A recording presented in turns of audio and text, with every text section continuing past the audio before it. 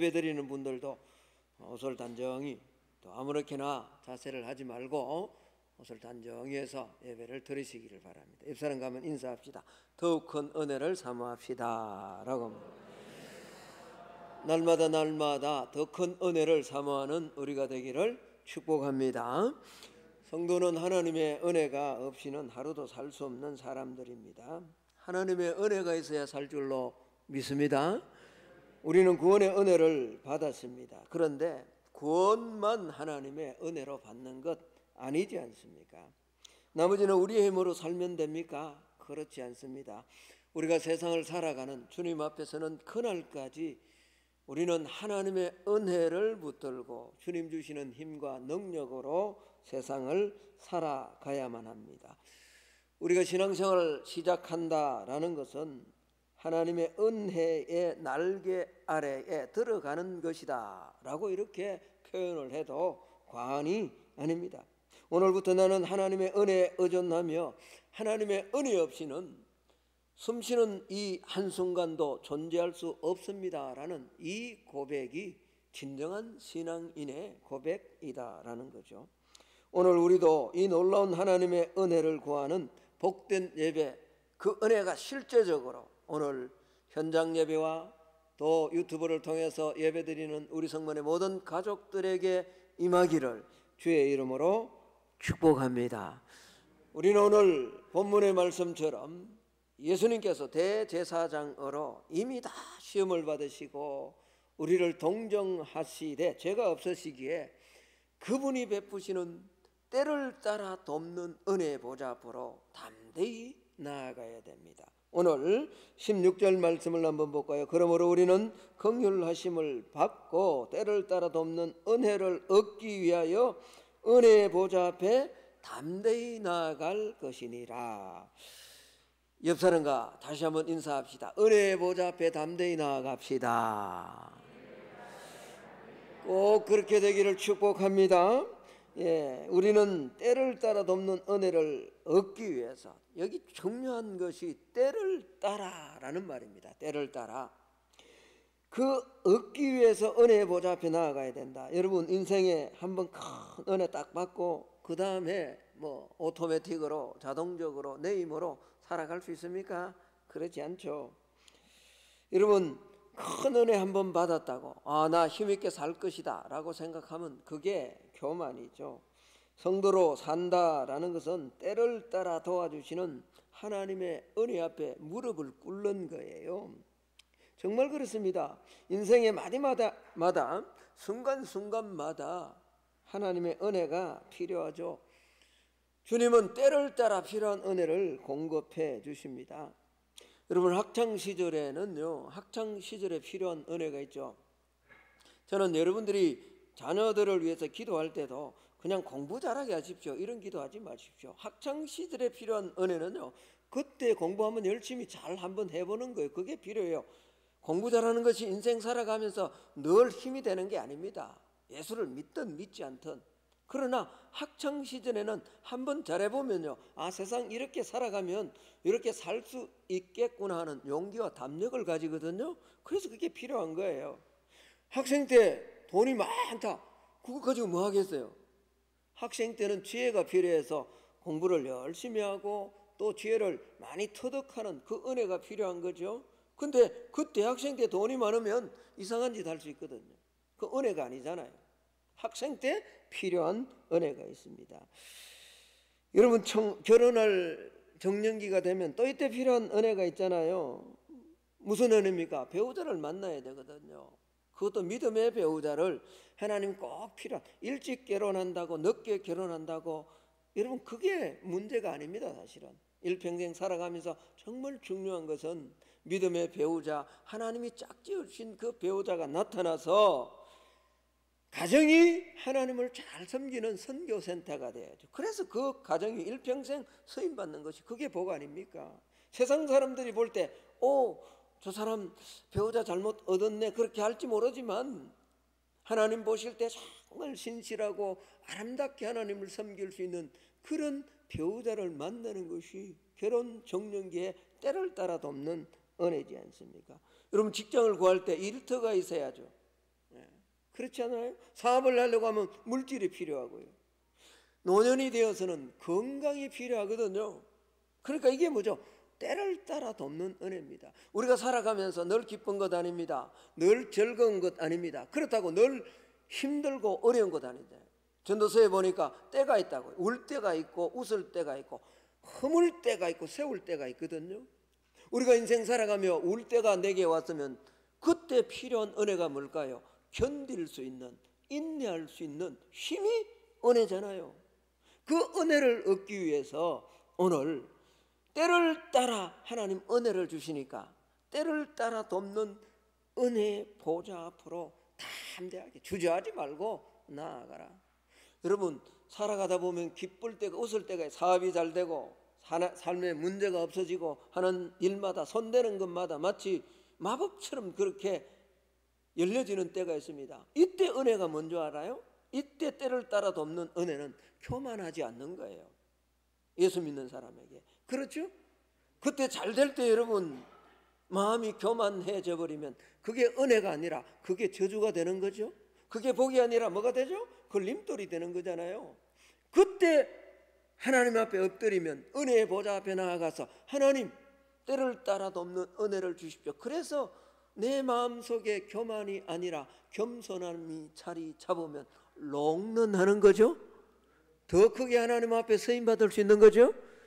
그러니까 뭐죠? 오늘 우리 주님께서 때를 따라 돕는 은혜를 구하라 그렇습니다. 인생의 여정에 그때마다 필요한 은혜가 있습니다. 그래서 주님은 마태복음 7장 7절에 구하라, 찾아라, 두드리라, 은혜 보좌 앞으로 나아가라.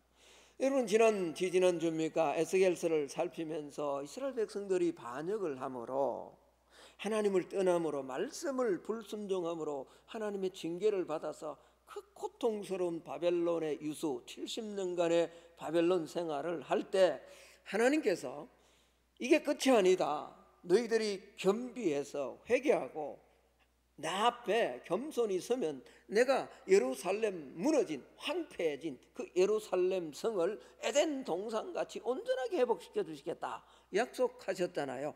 그럼에도 불구하고 하나님이 분명히 약속해 주셨습니다. 그럼에도 불구하고 이스라엘 백성들이 해야 될 한 가지 일이 있었습니다. 하나님이 세워주신 조건 하나가 있었습니다. 그건 뭐냐? 그래도 그렇게 이루어지기를 내게 뭐 해야 된다고요? 구해야 된다. 그게 뭐죠? 은혜의 보좌 앞으로 나아가는 거죠. 오늘 내게 필요한 은혜, 오늘 저와 여러분의 가정에 필요한 은혜, 오늘 우리 교회에 필요한 은혜가 있습니다.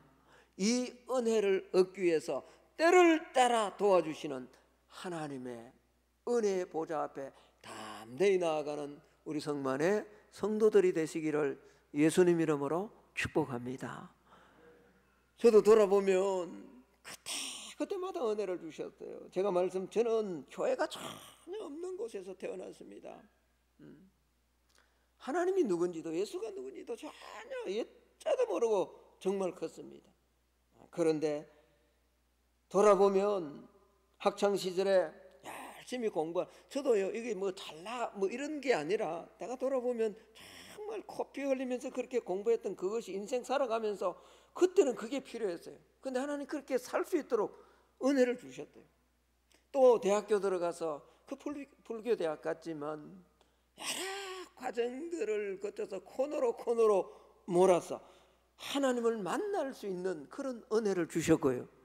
신학교 가서는 또 좋은 목사님들, 그때는 전도사였죠, 친구들을 만나. 전 사실 신학교 들어가서도 12제자 이름을 잘 겨우겨우 외울 만큼 성경에 대해서 무지한 사람이었습니다. 근데 저 지리산 밑에 무슨 노목사라고 만나서 막 성경을 막 1년에 몇 독을 할 만큼 전체를 보고 계속 볼 수 있는 그런 은혜.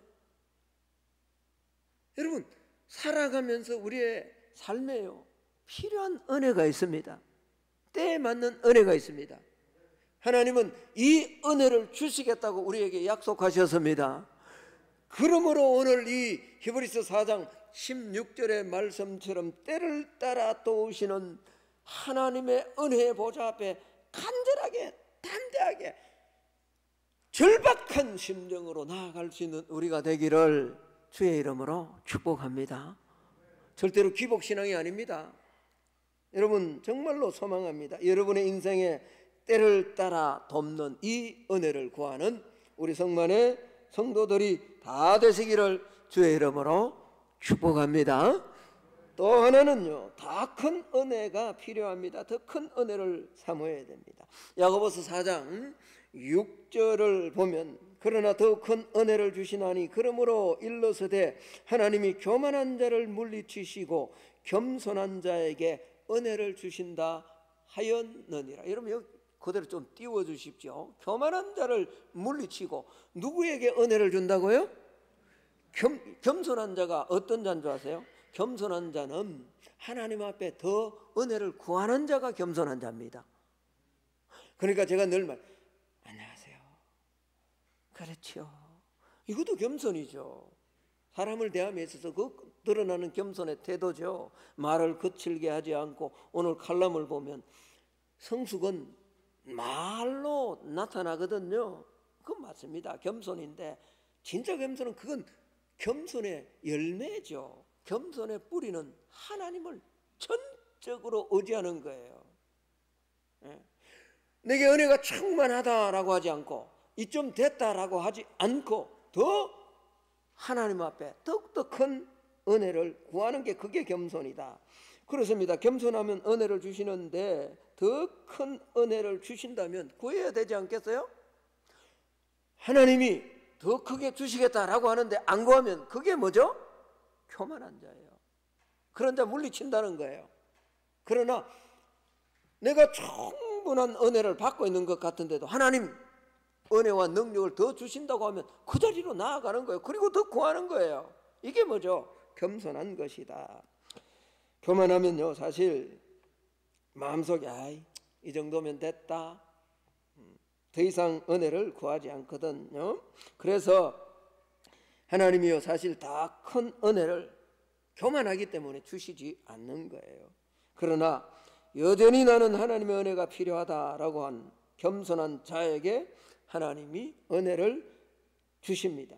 여러분, 지금까지 우리가 하나님의 은혜로 살아왔지만 내가 겸손한 자가 되어서 하나님 앞에 더욱 큰 은혜를 구하는 우리 성만의 성도들이 되시기를 주의 이름으로 축복합니다. 저도 돌아보면 제가 잠깐 간증한 것처럼 은혜가 많았습니다. 순간순간 돌아보면 그 시기시기마다 하는 은혜. 그러나 그것으로 만족하면 안 된다라는 겁니다. 여러분, 짐 콜린스라는 분이 있습니다. 이게 리더십이고 영성의 대가다라고 할 수 있는데 이분이 이런 말을 했습니다. 최선의 적은 좋은 것이다. 이게 무슨 말이냐? 여러분, 우리 기업에도 마찬가지고 영적 신앙에도 마찬가지고요. 우리 인생의 삶에도 마찬가지예요. 내가 이 정도 베스트, 발음이 별로 좋지 않습니다만 그냥 이 좋은 것은 배럴이에요. 그런데 최고가 있거든요. 근데 내가 남들보다 비교해서 이 정도 됐다 그러면 뭐죠? 최선의 자리로 못 나아가는 거예요. 나아가지 못하는 거예요. 이게 우리의 삶에 얼마나 많은. 그래서 이분은 그런 이야기를 했습니다. 기업이 정말 많은 사람들을 유익해 하는 그런 기업으로 성장하기 위한다면 좋은 것을 넘어 위대함으로 나아가야 된다.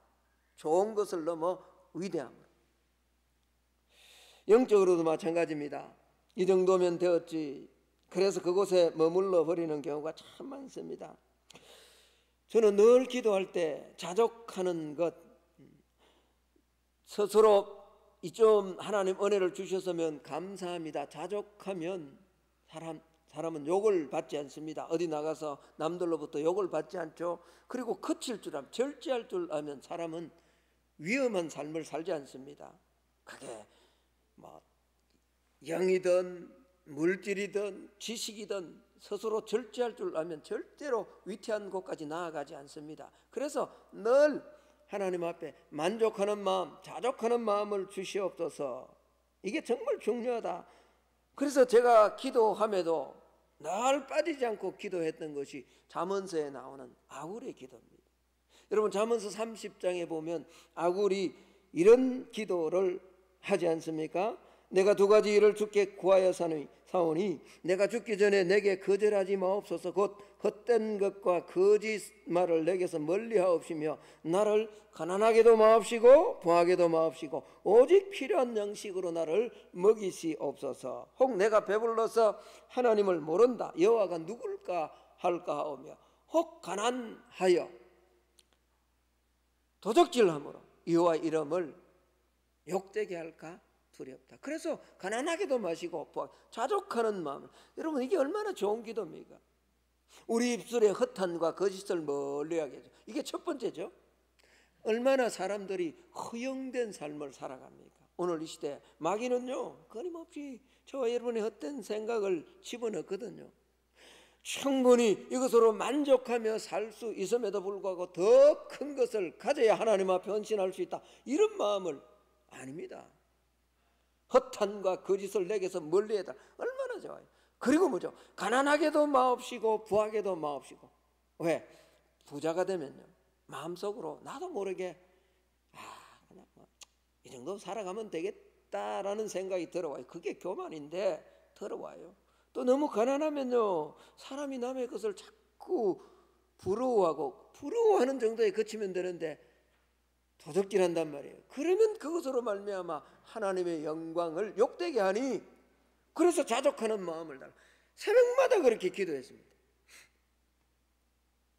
여러분 자족할 줄 아는 목사, 이게 얼마나 좋은 것입니까? 바울도 믿음의 아들 디모데에게 교훈하면서 그렇게 말씀하셨거든요. 디모데전서 6장 3절에서 10절에 보면 이런 말씀이 나옵니다. 누구든지 다른 교훈을 하며 바른 말 곧 우리 주 예수 그리스도의 말씀과 경건에 관한 교훈을 따르지 아니하면 그는 교만하여 아무것도 알지 못하고 변론과 언쟁을 좋아하는 자니 이로써 투기와 분쟁과 비방과 악한 생각이 나며 마음이 부패하여지고 진리를 잃어버려 경건을 이익의 방도로 생각하는 자들의 다툼이 일어나느니라. 이 뒷부분이 중요한데, 그러나 디모데에게 말하니 그러나 뭐하는 마음?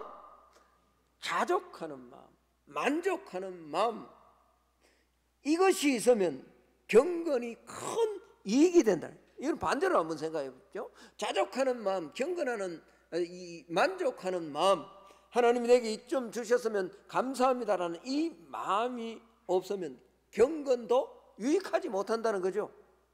기도합니다. 그런데 거기서 만족하지 못하면 뭐죠? 때로는 그 기도가 욕심으로 변질될 수 있어요. 경건에 유익이 안 된단 말이에요. 그래서 계속 바울은 디모데에게 말합니다. 우리가 세상에 아무것도 가지고 온 것이 없음에 또한 아무것도 가지고 가지 못하리니, 6장 8절 말씀 우리 같이 한번 읽어볼까요? 시작. 우리가 먹을 것과 입을 것이 있은즉 족한 줄로 알 것이. 옆 사람이 한번 물어보십시오. 뭐 먹을 게 좀 부족해요? 한번 물어보세요. 왜 웃죠? 우리 가운데 이런 사람은 못 입고 살아요? 한번 물어보세요. 아니 저도요 집에 옷이 그렇게 많은데 옷 입을 게 없어. 여러분 그렇지 않나요? 어디 나가려고 하면 아니 옷을 걸어둘 장소가 없어가지고 내가 제발 우리 사모한테 더 이상 뭐 옷 자질구레 한 뭐 2,000원 3,000원 한다고 싸다고 사지 마라 그러거든. 그러낼 데가 없어요. 그런데 어디 가려고 하면 옷 입을 게 없어. 사실은요 하나님이 우리에게 필요한 거 다 주셨잖아요. 오늘 주신 말씀처럼요 먹을 것과 입을 것 있으면 뭐 그렇게 더 어떻게 되는 겁니까? 그래서 하나님 앞에 내 삶에 먹을 것, 입는 것, 이런 것 자족하는 마음으로 살아가는 것이 굉장히 중요합니다. 그런데 오늘요 하나님의 은혜에 있어서는 더 많이 구해야 된다는 거예요. 하나님의 능력을 이 땅에 실천하기 위해서는요 더 큰 은혜를 구해야 된다. 먹고 입고 하는 이런 문제, 삶에 필요한 문제에 대해서는 만족할 수 있을지 모르지만 이 약한 시대를 살아감에 있어서 성도에게 필요한 것은 하나님 더 많은 은혜를 내게 달라라고 기도해야 된다. 이것은 먹고 사는 그런 문제가 아니에요. 그런 데 대해서 더 구하라는 말이 아니라 하나님의 사명을 감당하고 이 악한 시대의 세류의 세파에 휩쓸리지 아니하고 하나님의 자녀로 온전히 살아가기 위해서는 더 큰 은혜를 구해야 된단 말이에요. 여러분, 열왕기하 2장에 보면 엘리사 선지자가 자신의 서성 엘리야가 성천하기 전에 하나님 앞에 구하는 것이, 엘리야 선지자에게 구하는 것이 있잖아요. 그건 다름 아니라 엘리사가 엘리야에게 뭐라고 하죠? 내게 당신의 무슨 은혜? 갑절의 은혜를, 갑절 2배의 은혜를 달라 그러잖아요. 여러분, 그렇게 위대했던 하나님의 사람 엘리야의 갑절의 은혜를 받는다. 제가요, 엘리사가 사실은 상당히 나중에 이제 그런 삶을 삽니다만 이렇게 구하는 것 이거 욕심 아닌가라고 그렇게 생각을 했습니다. 당신의 영감이 내게 갑절이나 있기를 원한다. 선지자가 꿈도 크다. 선지자가 자족할 줄 모르는구나. 그런데 하나님은 그렇게 말씀하시지 않았어요. 어찌 엘리야의 2배의 영감을 내게 구하느냐? 하나님 그렇게 말씀하지 않아요. 우리가 잘 아는 것처럼 엘리야는 8개의 기적을 행했지만요, 그가 기도한 것처럼 엘리사는요 16개의 기적을 행합니다. 정확하게요. 그러니까 그가 기도한 만큼 하나님은 능력을 주신 거거든요. 여러분, 왜 이 성경이 엘리사 선지자가 갑절의 영감을 달라라고 하는 것, 이것을 부정적으로 보지 않습니까?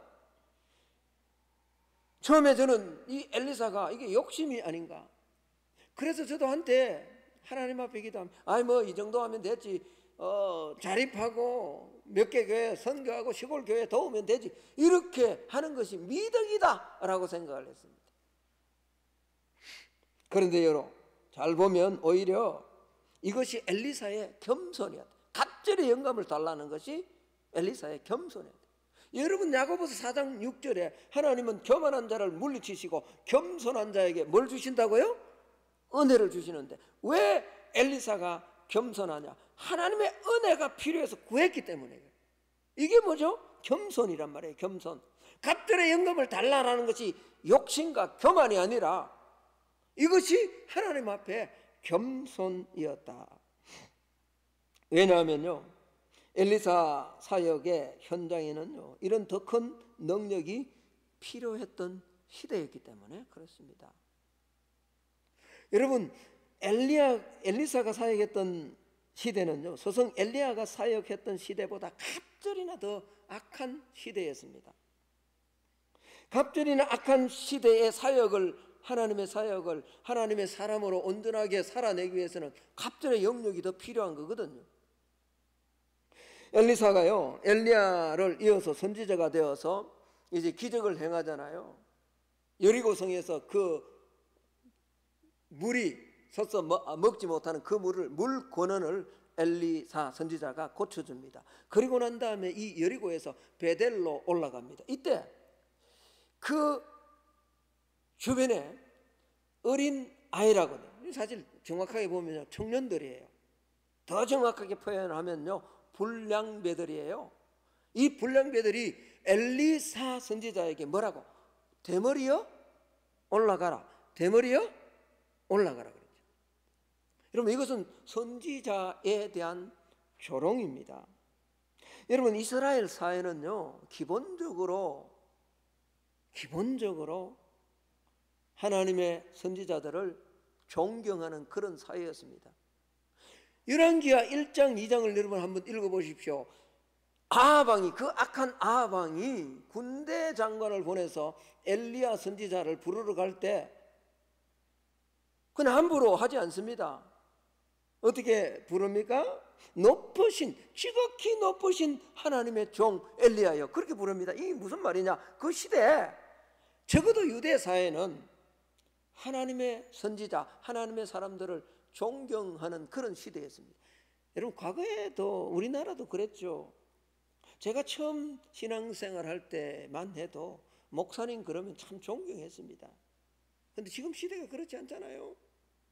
목사님이 많이 배워서 성경을 지금처럼 그렇게 잘 풀어서 아닙니다.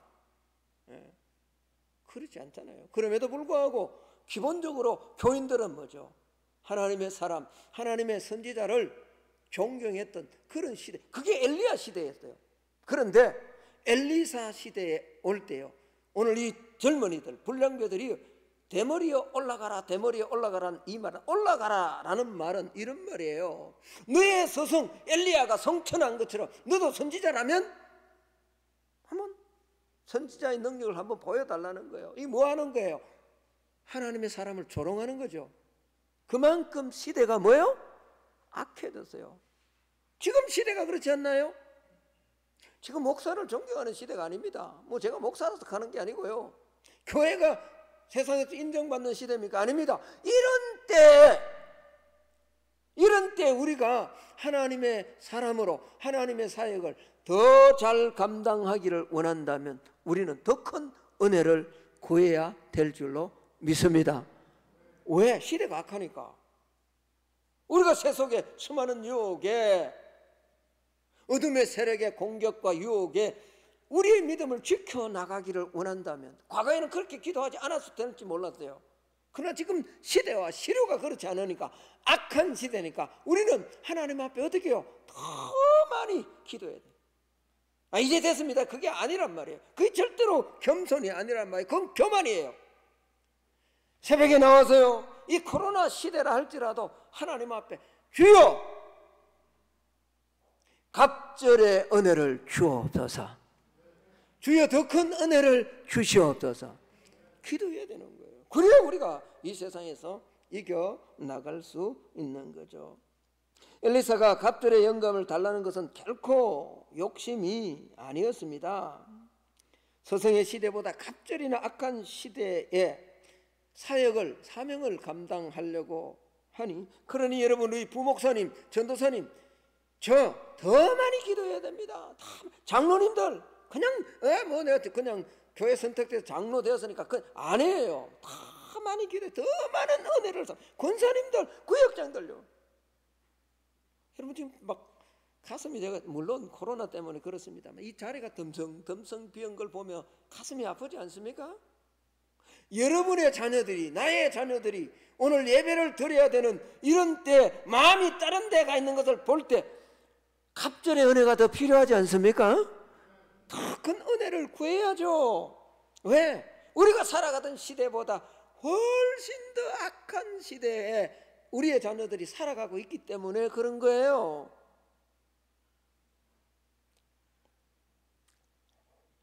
그렇습니다. 저와 여러분의 개인적인 야망과 욕망에 관해서는 자족해야 됩니다. 그러나 하나님의 은혜와 하나님의 능력에 대해서는 더 풍성하게 구해야 될 줄로 믿습니다. 더 많이 기도하고요. 하나님께서 나의 은혜가 너에게 족하다라고 이제 그만 구해라 라고 할 그때까지 계속해서 다 많이 구해야 됩니다. 그래서 우리는 더 큰 은혜를 구해야 됩니다. 실제로 엘리사에 대한 마지막 모습이 이겁니다.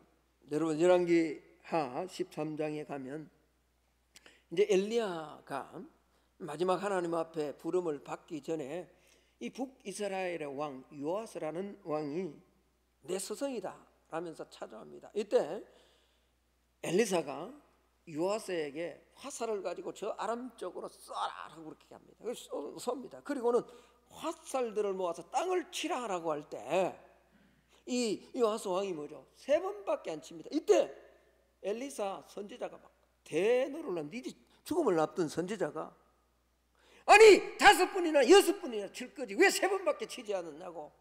5번 6번 쳤다라면 그 아람 세력이 완전히 진멸하기까지 하나님이 도와주셨을 텐데 왜 3번밖에 치지? 무슨 말입니까? 더 큰 은혜를 사모하라는 거예요. 우리 성도들에게 이런 은혜가 있기를 축복합니다. 여러분 잠깐 한번 보고 갈까요? 열왕기하 13장을 한번 가봅시다. 구약성경 584페이지입니다. 오늘 이 부분을 좀 살피고 말씀을 마칠까 합니다. 584페이지 열왕기하 13장 14절에서 19절입니다. 584페이지입니다. 찾으셨습니까? 네, 584페이지 열왕기하 13장 3장 14절에서 19절 제가 읽어 내려갑니다. 14절입니다. 엘리사가 죽을 병이 들매 이스라엘의 왕 요아스가 그에게 내려와 자기의 얼굴에 눈물을 흘리며 이르되 내 아버지여 내 아버지여 이스라엘의 병거와 마병이여 하매 엘리사가 그에게 이르되 활과 화살들을 가져오소서 하는지라 활과 화살들을 그에게 가져오매 또 이스라엘 왕에게 이르되 왕의 손으로 활을 잡으소서 하매 그가 손으로 잡으니 엘리사가 자기 손을 왕의 손 위에 얹고 이르되 동쪽 창을 여소서 하여 곧 열매 엘리사가 이르되 쏘소서 하는지라 곧 쏘매 엘리사가 이르되 이는 여호와를 위한 구원의 화살 곧 아람에 대한 구원의 화살이니 왕이 아람 사람을 멸절하도록 아벡에서 치리이다 하니라. 18절 또 이르되 화살들을 잡으소서 곧 집음에 엘리사가 또 이스라엘 왕에게 이르되 땅을 치소서 하는지라. 이에 몇 번 쳤다고요? 3번 쳤어요. 뭐 3번 치면 많이 친 거 아니에요 사실은. 딱딱딱. 그런데 여러분 19절을 한번 볼까요? 하나님의 사람이 뭐 했다고요? 지금요 엘리사는 죽어가는 상황이에요. 죽어가는 상황. 이 상황에서 엘리사가 노하여 이르되 왕이 대여섯 번을 칠 것이니이다. 그리하였다면 왕이 아람을 침멸하기까지 쳤으리이다. 그런즉 이제는 왕이 아람을 3번만 치리다. 여러분 저를 한번 보십시오. 우리는 우리의 것, 육적인 것, 삶에 필요한 것 이만히 주셨으면 감사합니다 라고 만족해도 됩니다. 자족하기를 바랍니다. 그러나 하나님, 내가 성도로서 장로로서 권사로서 하나님의 사명을 감당하는 데 있어서 영적 은혜를 3번이 아니라 5번, 6번 칠 수 있도록 은혜를 주옵소서. 더 많이 기도하고 더 많이 헌신할 수 있도록. 여러분들이 물질을 위해서 기도할 때 그렇게 기도하면 내 부자가 되게 해달라고 기도하는 거 아닙니다. 주신 물질을 통해서 주의 영광을 위해서 사용할 수 있도록 하나님 은혜를 주옵소서. 기도하는 우리가 되기를 축복합니다. 더 큰 은혜를 사모하기를 주님 이름으로 축복합니다. 여러분 지금은 결론입니다. 지금은 한국교회가 세워지고 부흥하던 시대보다 갑절이나 악한 시대. 아니 갑절이 아니라 너무너무 악합니다. 저와 여러분이 영으로 잠들어서 이게 잘 모르죠. 영이 한번 떠여지면요 얼마나 우리가 악한 시대에서. 그래서 새벽마다 나와서 주님 오늘도 은혜가 필요합니다. 오늘도 갑절의 은혜가 필요합니다. 우리 자녀들에게 갑절에 그렇지 않으면 답이 됩니다 라는 기도를 드리지 않고 은혜를 구하지 않고 살아갈 수가 없는 시대입니다. 여러분 믿습니까? 인정합니까? 그러면 구해야죠. 은혜의 보좌 앞에 담대히 나아가 때를 따라 돕는 은혜를 주시겠다고 하나님 기다리는데 교만하게 구하지 않아요. 그게 하나님 물리치는 거예요. 물리치는 거예요. 교회가 왜 은혜가 없습니까? 가정에 왜 은혜가 없습니까? 겸손하여 더 큰 은혜를 구하지 않기 때문에. 절대로 욕심이 아닙니다. 다시 한번 간곡히 부탁드립니다. 성만의 성도 여러분, 더 큰 은혜를 사모하는 우리 성만의 성도들이 될 수 있기를 주의 이름으로 축복합니다. 그래서 하나님의 은혜가 우리 안에 가득 차서 내 힘으로 사는 것이 아니라 오직 하나님의 은혜로 살아갑니다 라는 이 고백이 저와 여러분의 삶에 넘쳐나기를 주의 이름으로 축복합니다. 자, 이제 우리 은혜라는 찬양을 드리면서 준비한 예물